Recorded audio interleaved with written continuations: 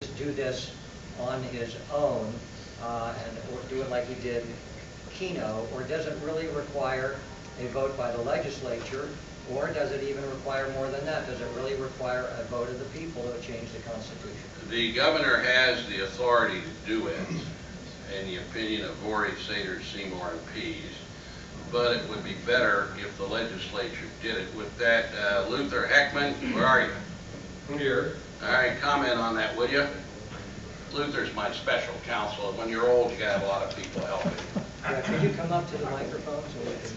Come up to the microphone, Luther, as if this is the first time you've ever done that.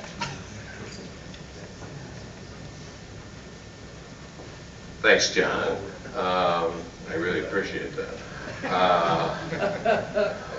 It's my view that to raise the required revenue for the budget balancing purposes that the governor has talked about, that you do need legal changes to the lottery law itself to get that kind of revenue. So while he does have executive authority to go forward and do something to do the kinds of things that have been talked about in terms of revenue enhancement, it does require legislative changes to the lottery law itself. If you take this legal position that it doesn't require the Constitution to be amended, then you have to be arguing that Ohioans in 1973 believed that they were amending the Constitution to allow slot machines someday. They weren't just asking for a lottery, they were asking for a possibility of doing all this. That's what you think? This is going to be a very long answer if you want to hear it all, but the bottom line of the legalities of all of this, and by the way, I did work on the Lottery Study Commission way back when, so I do have a bit of history here. In the 1850s, we changed the Constitution, and the reason we changed the Constitution was because prior to that we had private lotteries that had absconded with funds when they were claiming they were going to use those private lottery monies to build such things as railroads and canals. The Constitution that then went into effect prohibited lotteries in that particular time frame. As time advanced in Ohio, in the 1930s, perhaps you all don't remember that either, but the General Assembly managed to adopt a system called the pari-mutuel wagering system and put it into law where you could have gambling at racetracks on horse racing outcomes. The General Assembly also during this time period, for many, many years, had prohibitions against various things in the criminal law, and they were called anti-gambling statutes of one kind or another.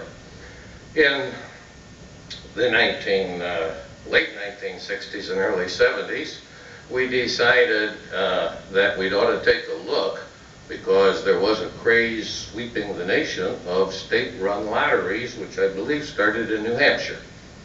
The bottom line is that then Ohio adopted a policy of going to the people and changing the Constitution to allow a state-run lottery while still prohibiting private lotteries.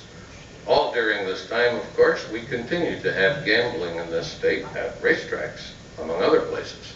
There have been other changes since in the Constitution that deal with things like bingo.